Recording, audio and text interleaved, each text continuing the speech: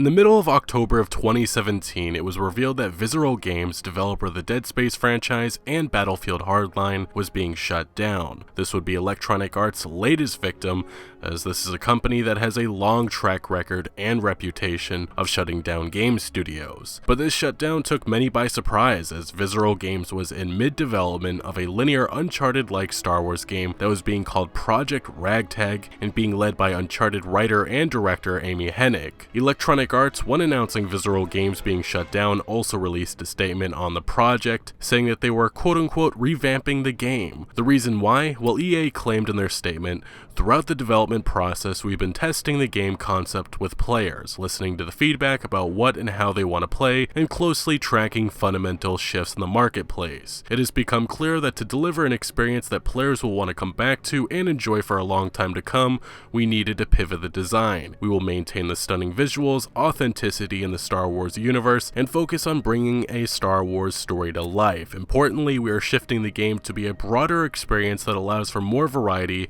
and player agency, leaning into the capabilities of our Frostbite engine and reimagining central elements of the game to give players a Star Wars adventure of greater depth and breadth to explore." Essentially, it sounded like Electronic Arts was either turning the game open world or implementing some sort of multiplayer. In that same statement, it would also be revealed that a development team from across EA Worldwide Studios would take over development of the game, led by a team from EA Vancouver that has already been working on the project. In a Kotaku report from Jason Schreier titled "The Collapse of Visceral's Ambitious Star Wars Game" that came about a week and a half after this news broke, Jason would all but confirm the game was going open world and that Visceral's project was pretty much scrapped completely, with EA Vancouver maybe retaining some of the assets created, something that Andrew Wilson, the CEO of EA, would confirm later on. Following this whole situation, Electronic Arts came under fire with accusations that they were canceling the Star Wars project because it was single player, in which EA CEO Andrew Wilson denied, claiming that it was more about how do we get to a point where the overall gameplay experience was right for players. An executive vice president of Worldwide Studios at Electronic Arts, Patrick Soderlund, denied the claim as well, pointing again to the issue of quality. Well, EA CFO Blake Jorgensen must have not got the message from the other executives, because he pretty much confirmed everyone's suspicions by saying, "As we kept reviewing the game, it continued to look like a much more linear game, which people don't like as much today as they did 5 years ago or 10 years ago," and additionally saying canceling Visceral's project was an economic decision at the end of the day, and that you gotta cut the bridge when you realize you can't make a lot of money on something. Pretty much you have two EA executives who claim it's a creative decision, and then you have one that says it was an economic decision, who was also speaking to, I believe, a bunch of investors.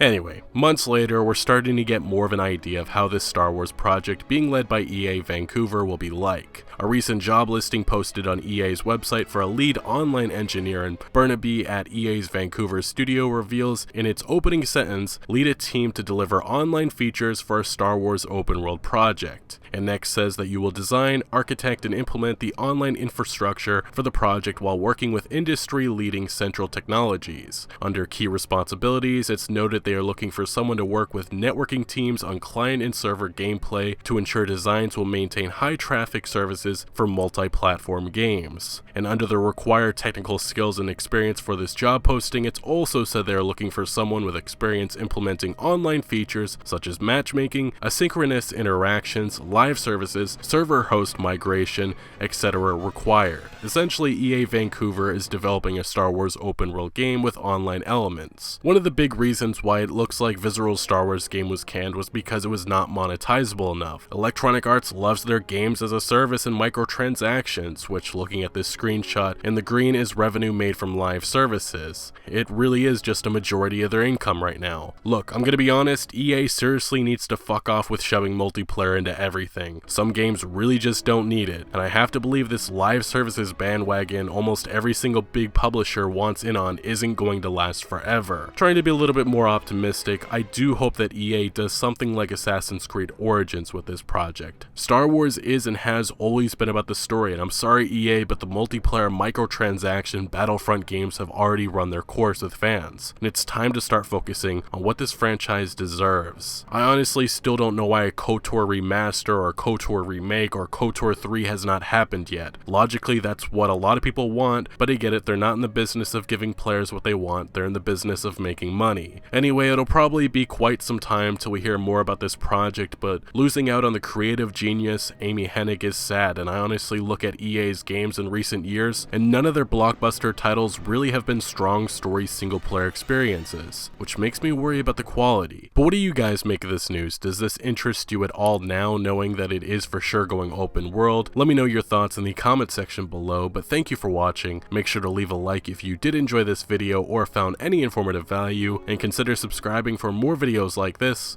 and I'll see you later.